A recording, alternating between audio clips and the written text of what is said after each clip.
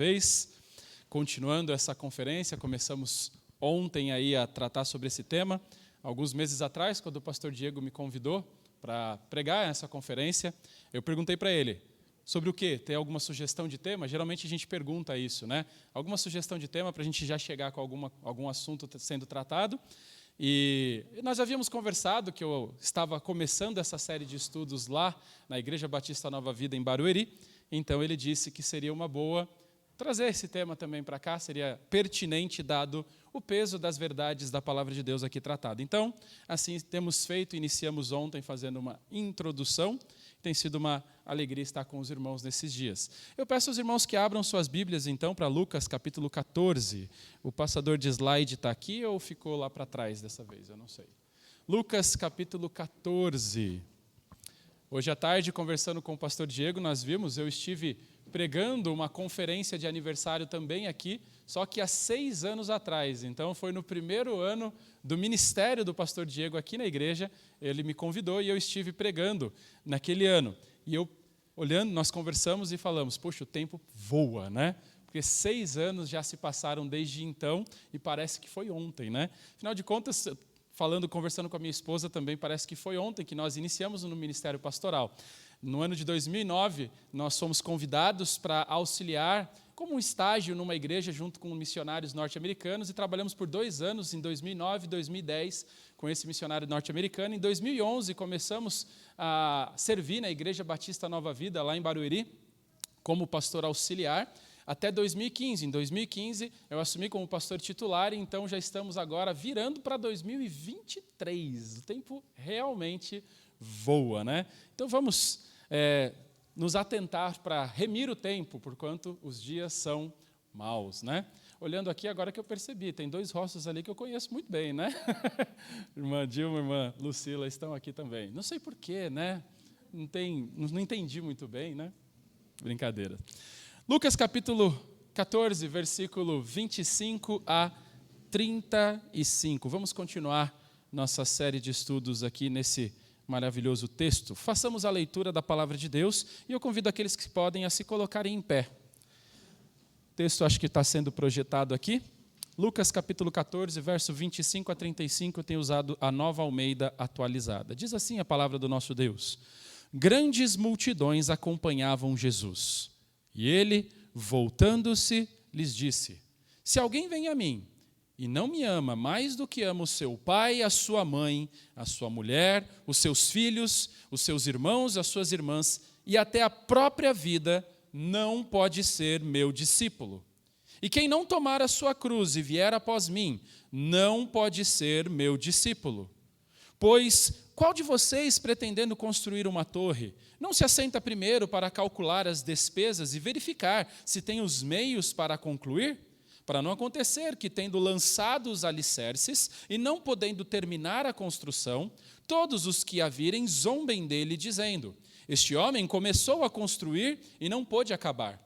Ou qual o rei, que indo para combater outro rei, não se assenta primeiro para calcular se com 10.000 homens poderá enfrentar o que vem contra ele com 20.000? Caso contrário, estando o outro ainda longe, envia-lhe uma embaixada pedindo condições de paz. Assim, pois, qualquer um de vocês que não renuncia a tudo o que tem, não pode ser meu discípulo. O sal é certamente bom, mas se o sal se tornar insípido, como lhe restaurar o sabor? Não presta mais nem para a terra, nem para o monte de estrume, lançando fora. Quem tem ouvidos para ouvir, ouça.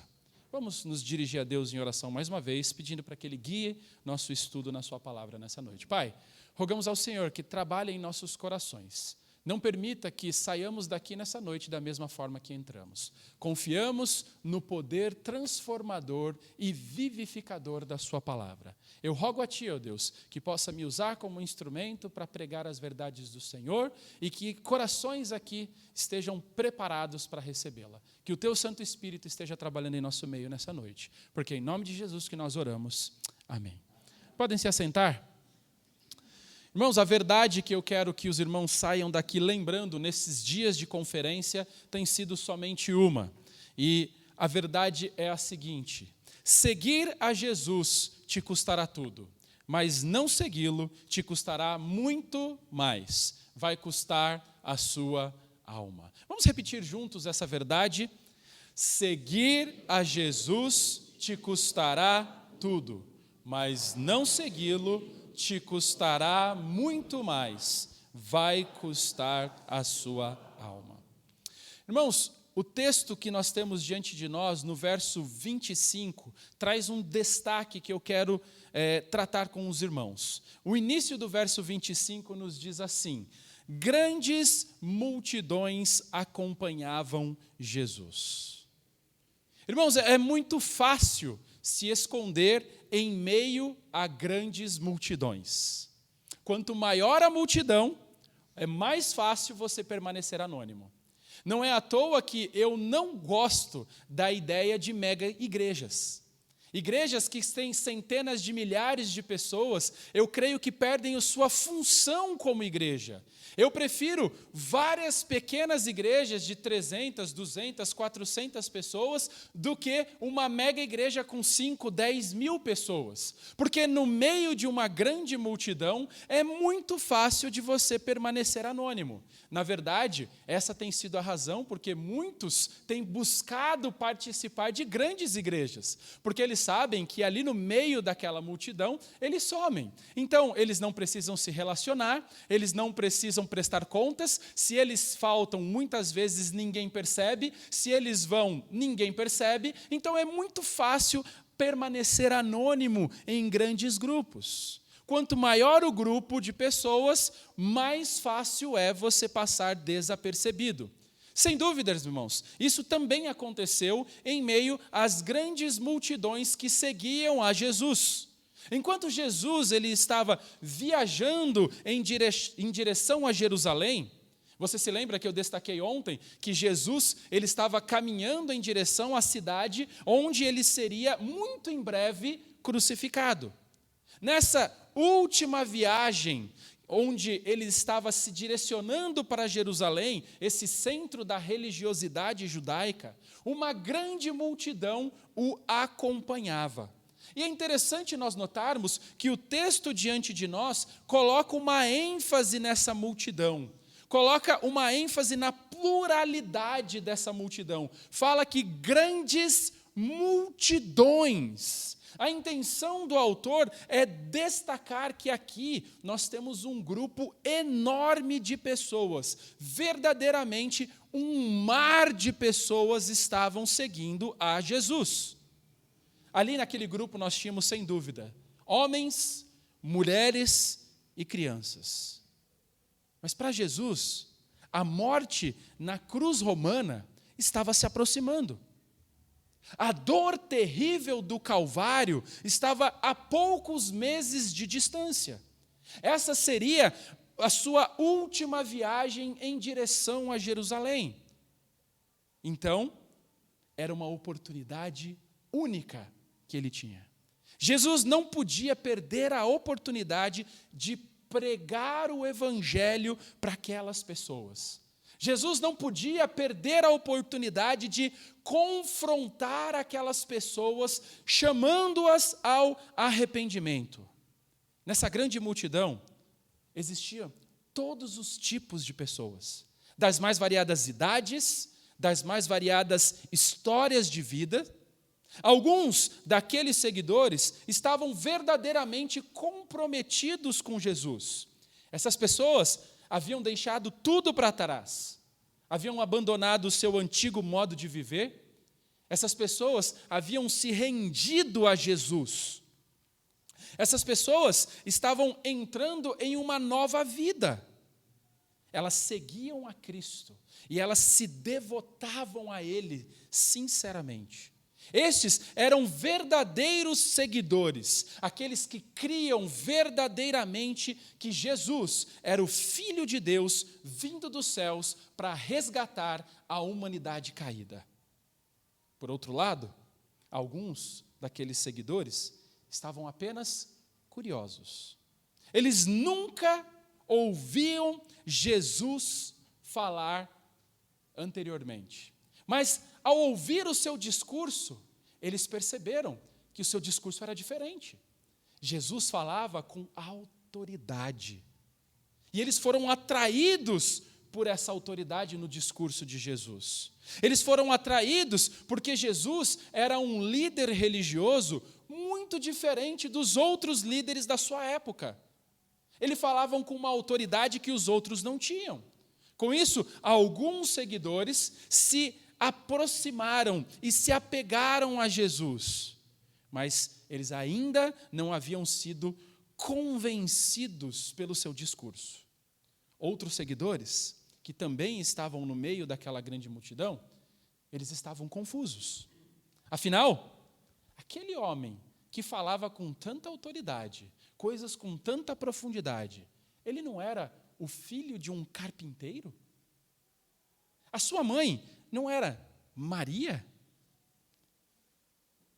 Ele não era de Nazaré? Afinal de contas, pode vir alguma coisa boa de Nazaré? Será que esse homem tem alguma coisa diferente? E alguns se questionavam, será que ele não é alguém que está possuído por um espírito imundo?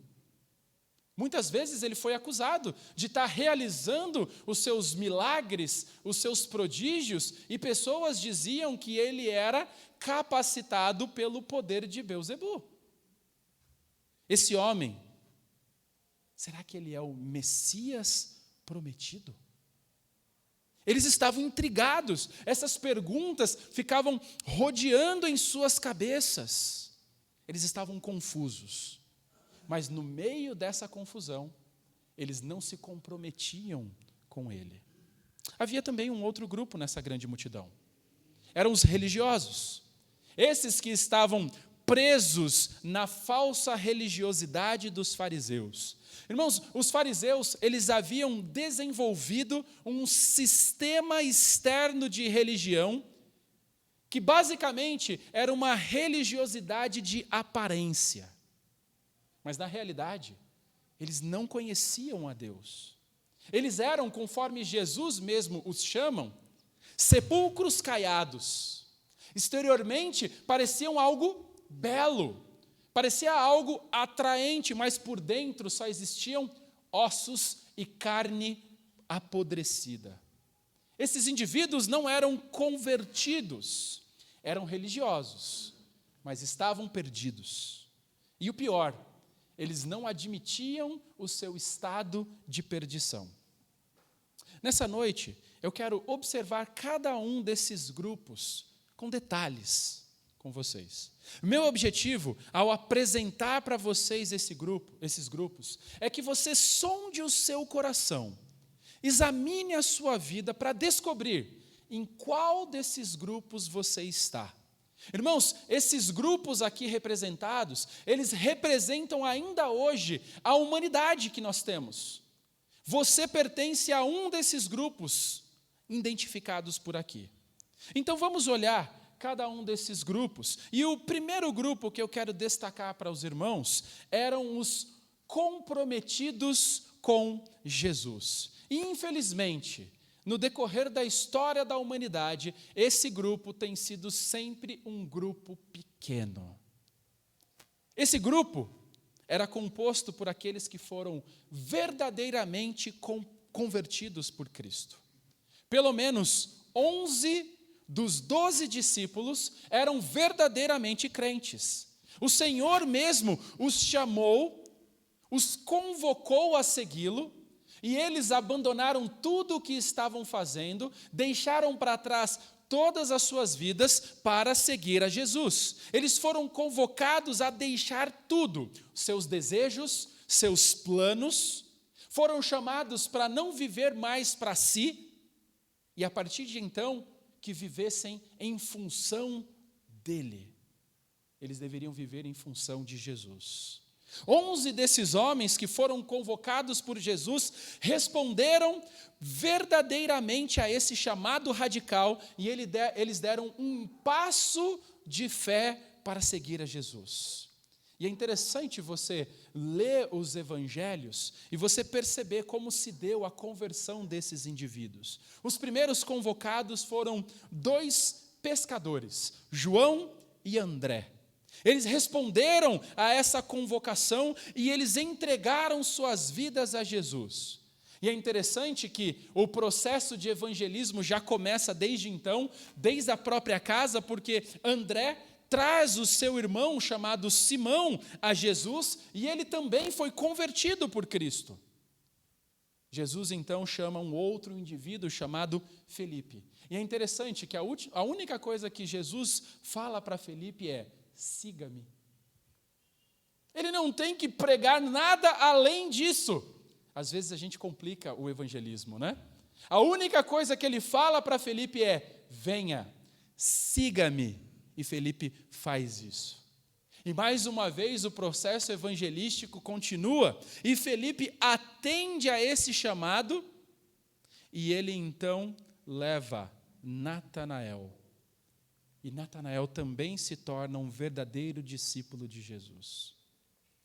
E como a história da redenção é tão maravilhosa, irmãos, os indivíduos mais improváveis são chamados ao arrependimento e atendem a esse arrependimento. Jesus, ele passa por um cobrador de impostos chamado Mateus. E ele faz a mesma coisa, convoca aquele homem para segui-lo. E esse homem, que era um publicano, era um vendido, era um judeu que havia se vendido para o Império Romano. Ele cobrava impostos do seu próprio povo. E se já não fosse muito caro o imposto cobrado pelos romanos, Mateus cobrava além do necessário. É mais ou menos a política que rege o nosso mundo e o nosso país. É 1 para você, 2 para mim. 2 para você, 3 para mim. Mateus usava essa mesma matemática de juros que dá benefício próprio. E ele embolsava muito dinheiro do seu próprio povo. Mas Jesus chama um homem como esse ao arrependimento. E quando ele ouve o chamado de Jesus, o texto nos diz que ele deixa imediatamente tudo para trás. E ele começa a seguir a Cristo. Quando você olha nos evangelhos, você vê que o restante dos discípulos, Tomé, Bartolomeu, Tiago menor, Simão, todos eles tomaram essa decisão radical de submeter suas vidas ao senhorio de Cristo. Eles deixaram tudo para trás, abandonaram suas vidas para seguir a Jesus. Basicamente como um viajante em uma estrada que se aproxima a uma grande bifurcação, eles abandonaram o caminho largo e eles ingressaram agora no caminho estreito. Eles abandonaram as multidões e eles começaram a ser verdadeiros seguidores de Cristo. Naquele momento decisivo, irmãos, eles depositaram sua fé em Jesus e decidiram segui-lo. Pergunto para você nessa noite: e você? Você já abandonou o seu antigo modo de vida? Você já recebeu essa nova vida que Cristo oferece? Você está sendo convocado e convidado por Jesus, através da sua palavra nessa noite, a ser um seguidor dele. Mas você está disposto a abrir mão de tudo que você tem, de tudo que você ama, de tudo que você possui, para ser um verdadeiro seguidor de Jesus? Essa é a decisão mais importante que qualquer ser humano tem a tomar nessa vida. Se isso já aconteceu com você, se você já tomou esse caminho, você está no caminho certo, no grupo certo, e indo na direção certa. Agora, naquela grande multidão, existia um segundo grupo.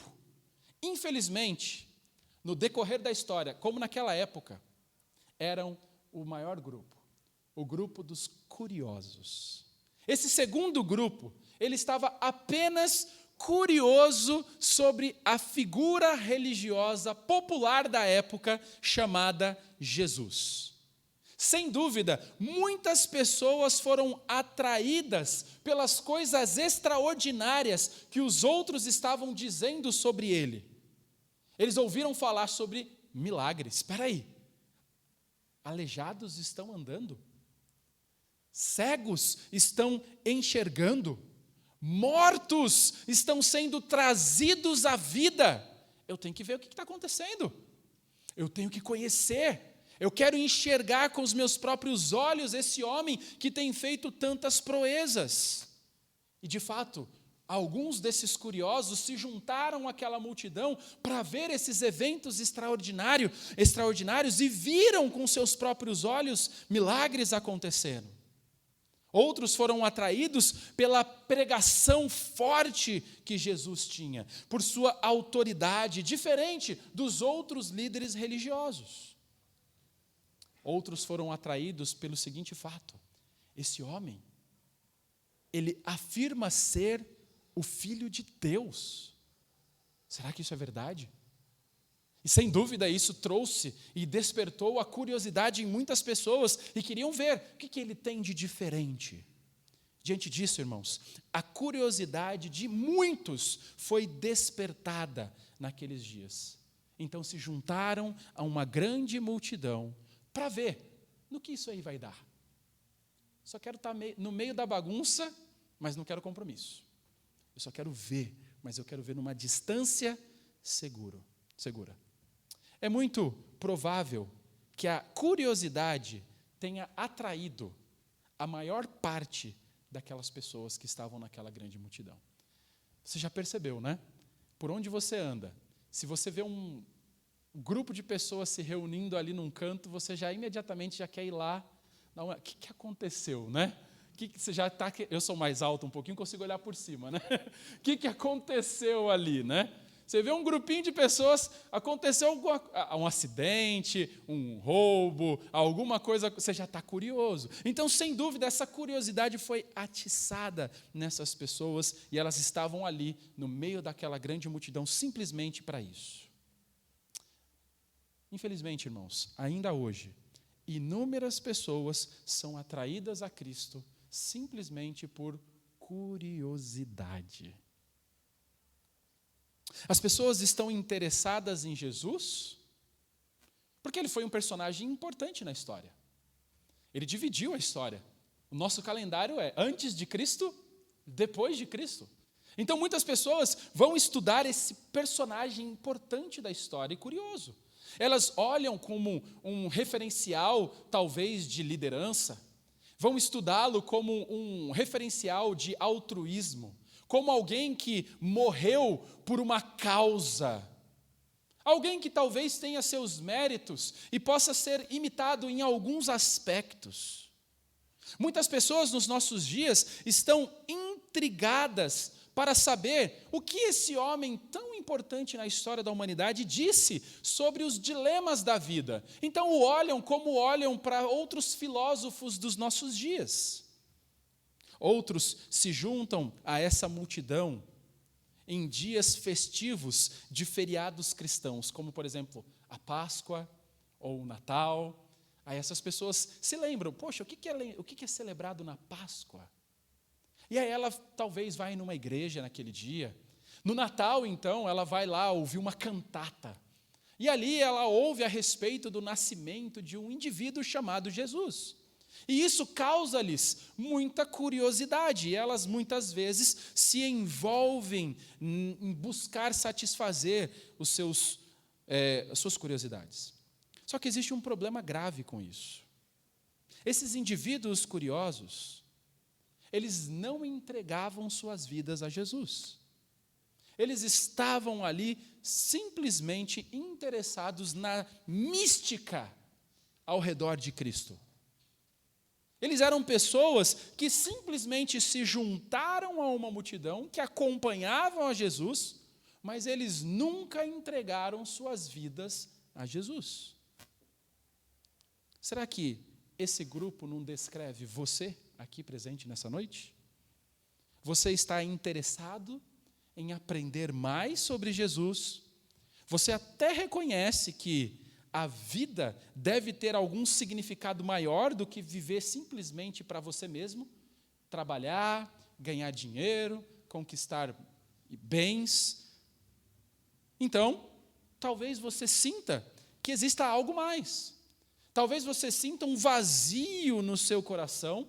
Você já tentou preencher esse vazio com tantas coisas, mas você percebe que nada consegue te preencher de verdade. Então você tem se juntado a essa multidão, você tem se juntado a uma igreja, talvez, com o objetivo de preencher esse vazio.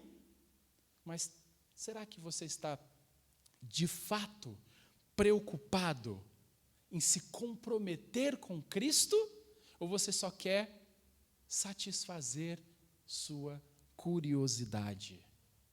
Você só quer respostas para os seus dilemas. Talvez você até esteja preocupado em como será a vida depois da morte. Então você está aqui procurando respostas a essas perguntas. Sabe, se isso descreve você, então você deve considerar atentamente o que Jesus tem a dizer aqui nesses versos. Porque somente Jesus é a fonte da verdade que conduzirá você à vida eterna. E essa vida eterna, só Ele pode dar. Agora, naquele grande grupo, nessa grande multidão, havia também um terceiro grupo. Nós poderíamos chamá-los de o grupo dos confusos. Eles estavam espantados com Jesus. Eles simplesmente não podiam engolir as afirmações que Jesus fazia de que Ele era Deus. Afinal de contas, eles ficavam pensando, peraí, como Ele pode ser Deus se Ele é um homem aparentemente comum, como eu sou? Não faz muito sentido. Eles pensavam que, no máximo, Jesus pudesse ser um profeta, ou um sábio, alguém com um grande conhecimento com relação a questões da vida. Mas vê-lo como Deus? Não, talvez no máximo um bom homem, um bom exemplo, alguém digno de ser imitado, mas nada além disso. Esse grupo de pessoas, dentro dessa grande multidão, eles estavam confusos com relação ao caminho da salvação. Eles haviam ouvido tantas coisas dos fariseus, que eles achavam que os fariseus estavam corretos. Os fariseus haviam desenvolvido um sistema de salvação baseado em méritos. Você fazia determinadas coisas e você então se tornava digno de receber a salvação. A grande questão é, você pode ser bom o suficiente para merecer a salvação? Eles achavam que sim. Mas o quão bom você precisa ser? Eles não tinham a resposta. Então eles estavam confusos. Essas pessoas não entenderam que, pelos seus próprios esforços, o ser humano é completamente incapaz de ir para o céu. É incapaz. Este grupo, dentro dessa grande multidão, estavam confusos. E a confusão era no assunto mais importante da história da humanidade. Eles estavam confusos com relação ao caminho da salvação. Eles não estavam convertidos, mas estavam convencidos de que se fizessem boas obras, se guardassem a lei, isso seria suficiente para que eles ganhassem o favor de Deus. Mas eles se esqueceram que Deus não se contenta com o nosso melhor. O padrão que Deus exige, preste atenção, o padrão que Deus exige é a perfeição. Quem aqui consegue ser perfeito diante de Deus? Ninguém. Esses indivíduos nesse grupo de confusos, eles nunca conseguiriam chegar aos céus por seus próprios esforços. Mas, tristemente, eles ainda continuavam tentando. Muitas pessoas agem exatamente assim nos nossos dias. Elas imaginam que se elas realizarem uma grande quantidade de boas obras, elas serão salvas. Elas falam, o importante é eu acumular mais boas ações do que ações ruins. Se lá no dia do grande julgamento, aquela balança da justiça pesar mais para o lado bom, eu vou para o céu. Se pesar para o lado ruim, estarei condenado. Agora eu pergunto, quantas boas obras você deve realizar para pesar mais para o lado do positivo? Ninguém tem a resposta com relação a isso. Tragicamente, esse pensamento passa longe do que é ensinado nas Escrituras. Porque Paulo diz em Romanos 3:23, pois todos pecaram e carecem da glória de Deus. De uma forma errada, completamente equivocada. Essas pessoas que estavam confusas, elas se apegaram à esperança de que Deus, ele estabelece um ranqueamento onde, se eu atingir uma determinada nota, eu passo de ano. Será que essa maneira de pensar descreve você presente aqui nessa noite? Talvez você não compreenda o que é necessário para a salvação. Talvez você não saiba como obter o perdão dos pecados. Talvez você esteja confuso quanto ao que Jesus quis dizer com essas palavras duras registradas aqui em Lucas 14. Afinal de contas, talvez você já passou por tantas igrejas, por tantas religiões, falando tanta coisa, que você não sabe em quem eu devo acreditar. Se esse é seu perfil, se eu acabei de apresentar você com essas palavras, preste muita atenção nas palavras que Jesus tem a dizer aqui para essa grande multidão. Existe mais um grupo ali. No meio daquela grande multidão, um quarto grupo é representado. Aqueles que realmente buscavam aprender mais sobre Jesus Cristo e a salvação. Essas pessoas ouviram Jesus pregar sobre o reino. E elas estavam meditando no seu ensino. Elas estavam refletindo sobre suas palavras. Dentro deste grupo, havia aqueles que tinham convicção de que estavam condenados pelos seus pecados. Eles estavam conscientes de que precisavam do perdão de Cristo. Eles estavam conscientes de que precisavam do favor de Deus. A consciência deles os acusava e os perturbava. Eles estavam certos de que havia problemas no relacionamento deles com Deus. Ao ouvirem o discurso de Jesus, eles aprenderam que precisavam entregar suas vidas a Ele. Eles entenderam que, se não fizessem isso, eles jamais poderiam entrar no reino de Deus. Mas mesmo assim, eles ainda não haviam tomado esse passo. Eles ainda não estavam prontos para abrir mão de tudo. Eles estavam envolvidos demais com essa vida. Eles estavam envolvidos demais com velhos hábitos. E se afastar dessas coisas parecia algo impossível.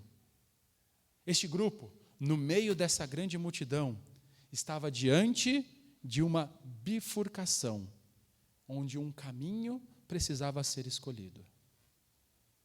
E as consequências dessas decisões os perturbavam. Eles estavam cientes de que as coisas não iam bem entre eles e Deus. Eles sabiam que eles precisavam entregar as suas vidas a Jesus. Eles sabiam que Jesus era o único meio para que eles pudessem chegar até o Pai, que não existia outro caminho a não ser Jesus.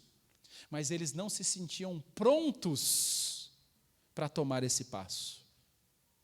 E eles viviam num misto de emoções e sentimentos que brotavam em seus corações, e diante disso eles se sentiam incapazes de se libertar da sua velha vida, das suas velhas práticas, hábitos que eles tinham desenvolvido por tantos anos em sua vida. Será que esse grupo também não descreve algum de vocês aqui presentes nessa noite? Você sabe que tudo o que você viveu até hoje não serviu de nada. Não faz sentido algum para você. Você sente a culpa do pecado sobre os seus ombros. Você se sente indigno diante de Deus. Por que você se sente indigno? Porque você continua vindo aos cultos na igreja, talvez você tenha até conversas espirituais com as pessoas no seu trabalho. As pessoas pensam que você é um seguidor, pensam que você é uma seguidora de Jesus, mas você sabe que isso não é verdade. Você não é um seguidor. Você não tem tomado a decisão de abrir mão de tudo para se tornar um verdadeiro seguidor de Cristo. O quinto grupo, também presente nessa grande multidão, nós poderíamos chamá-los de o grupo dos falsos seguidores. Os falsos seguidores. Sempre, em qualquer lugar onde nós tivermos o verdadeiro, também desenvolverá o falso.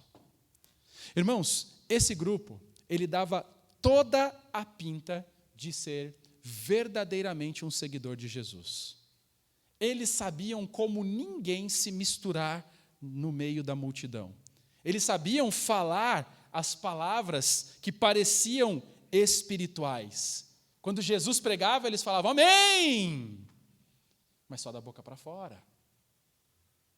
Eles sabiam mascarar a falta de espiritualidade. Eles gostavam de estar próximos com Jesus. Quanto mais perto, melhor. Onde Jesus ia, eles estavam atrás. Eles buscavam estar mais próximo possível. No entanto, eles não eram verdadeiros seguidores de Jesus. Eles simplesmente foram levados pelo momento. De verdade, eles nunca amaram a Jesus. Eles nunca tiveram qualquer apego por Ele. Eles nunca refletiram nas palavras que Jesus pregava. Eles viviam de aparência. Suas vidas eram vazias. O testemunho deles era uma vergonha. Eles conheciam sobre Cristo, mas eles não criam de verdade em Cristo.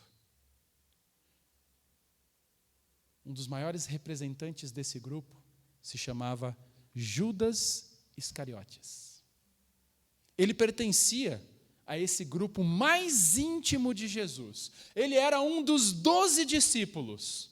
Judas vivia com Jesus. Judas comia com Jesus. Judas viajava com Jesus. Ele estava envolvido no ministério de Jesus. Ele ouviu cada uma das pregações de Jesus. Ele viu os milagres que Jesus realizou. Ele observou a santidade de Jesus. Ele viu pessoas tendo suas vidas completamente transformadas.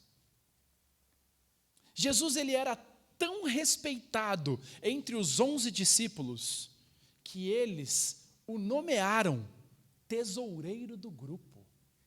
Você percebe isso? É alguém que é digno de confiança, que você vai dar o dinheiro para cuidar. Ele era alguém tão digno de confiança que ele foi colocado como responsável de gerenciar todas as finanças do grupo. A grande tragédia é que Judas havia se tornado mestre na arte de fingir. Quem olhava o via como um religioso, mas ele tinha o que muitos têm dentro das nossas igrejas nos nossos dias: uma vida dupla. No seu coração, Judas nunca morreu para si mesmo. Ele continuou descomprometido com Cristo. Ele continuou vivendo com o objetivo de satisfazer os seus desejos egoístas. O principal objetivo na vida de Judas era ele mesmo. Ele queria seguir a Jesus, mas ele queria seguir a Jesus à sua própria maneira. Quantas são as pessoas que querem fazer isso nos nossos dias? Eu quero seguir a Jesus, mas do meu jeito. Jesus não aceita isso. Ou é do jeito dele, ou nada. Judas não desejava entregar sua vida a Cristo. Pelo contrário, ele desejava entregar a Cristo. E ele fez isso. De fato, quando você olha no decorrer dos evangelhos, você vai perceber que quando surgiu uma oportunidade, Judas foi lá e vendeu Jesus e o entregou aos líderes religiosos de Israel. Tragicamente, irmãos, Judas permaneceu fora do reino de Deus. Ele havia se tornado tão habilidoso na arte de parecer cristão, que nunca ninguém desconfiou da sua hipocrisia. Tanto que, você se lembra que quando Jesus, sentado com os seus discípulos, ele diz, um de vocês vai me trair. Ninguém olhou assim e falou, só pode ser Judas, né? Você concorda? Se ele tivesse dado qualquer indício, alguém vai me trair entre vocês. Os outros olhariam e falaram, olha, se tem alguém aqui, é Judas, vamos ficar de olho nele. Ninguém pensou nisso. Pelo contrário, os discípulos falaram, mas como pode? Ninguém aqui seria capaz de fazer isso. E eles começam a perguntar, se autoacusando. Alguns falando, sou eu, Senhor? Sou eu? Judas, ele enganou a todos, inclusive a ele mesmo. Sabe, tem vezes que o ser humano, ele se torna tão expert na arte de se enganar, que ele conta uma mentira e ele começa a acreditar naquela mentira como se fosse verdade. Será que você se identifica com esse grupo? Talvez as pessoas pensem que você é um cristão, mas será que você é mesmo um cristão? Talvez você tenha crescido num lar cristão, talvez você já tenha sido até batizado, talvez você seja até membro desta igreja, talvez você até frequenta regularmente os cultos, mas será que você entregou verdadeiramente sua vida a Jesus Cristo? Para que você possa entrar no reino, Deus exige submissão total de você. Será que você não está se auto-enganando? Infelizmente, existe um número enorme de pessoas dentro das nossas igrejas que estão vivendo sobre a ilusão de uma falsa conversão. Elas acham que são salvas porque levantaram a mão num apelo. Elas acham que são salvas porque cresceram dentro de uma cultura decisionista, onde eu decido, eu determino. Elas acham que porque elas repetiram determinadas palavras em uma oração, isso fará delas alguém cristã. Outros acreditam que são salvos, e eu quantas vezes já vi isso trabalhando com jovens, porque os seus pais disseram que elas aceitaram Jesus quando eram crianças. E só uma observação, vocês que têm filhos pequenos, não façam isso com seus filhos. Não os leve a fazer a oração do pecador, quando de fato eles nunca nem entenderam o peso do pecado, arrependimento e fé. Você só quer, não, faz lá a oração, porque quando você falar as palavras mágicas, você vai ser salvo. Eles nem entenderam o evangelho, você só vai confundi-los. E depois, quando se tornarem mais velhos, eles não serão convertidos, mas sim convencidos por você. Cada vez que eles chegam falando, eu não sei se eu vou para o céu, você vai falar, você vai. Você lembra que você fez aquela oração? Aonde nas Escrituras está ensinado dessa forma? Em lugar nenhum. Isso é uma falácia dos nossos dias que tem levado muitas pessoas para o inferno. O que a Bíblia nos diz é que nós somos salvos pela graça mediante a fé, não por meio de oração qualquer. Salvação exige rendição total. Exige arrependimento pelos pecados. Exige fé em Jesus Cristo. Para concluirmos nessa noite, eu pergunto: em qual desses grupos você está?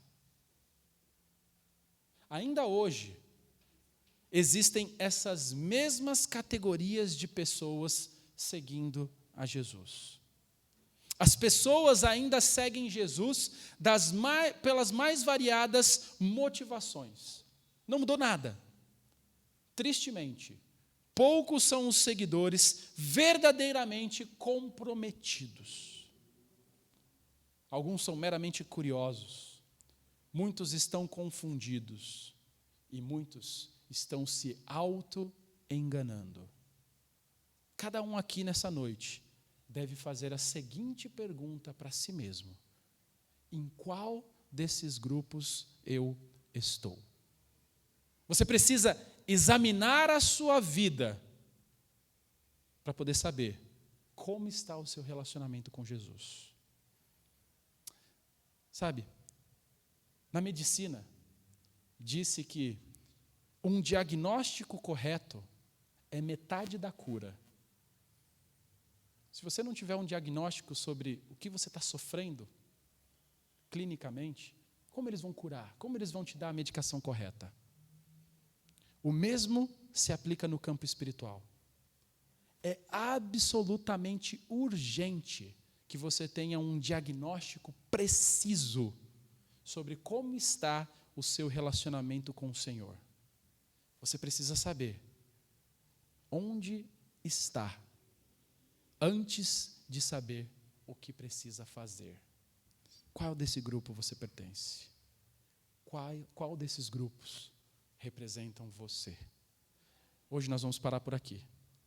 E amanhã nós vamos continuar estudando esse trecho. E nós entraremos no discurso de Jesus. Aqui ele vai apresentar de forma forte, clara e direta tudo o que é necessário para você se tornar um verdadeiro discípulo de Jesus. Se esse é seu desejo, volte amanhã. Na escola dominical, nós continuaremos e na sequência no culto, daremos prosseguimento. Vamos orar. Pai, nós agradecemos pela oportunidade que o Senhor nos dá. Agradecemos porque a Tua palavra é viva, é eficaz. Te agradecemos porque o Senhor tem trabalhado em nosso meio e eu peço que o Seu Santo Espírito possa continuar convencendo cada um presente aqui sobre em qual desses grupos apresentados nessa grande multidão eles pertencem.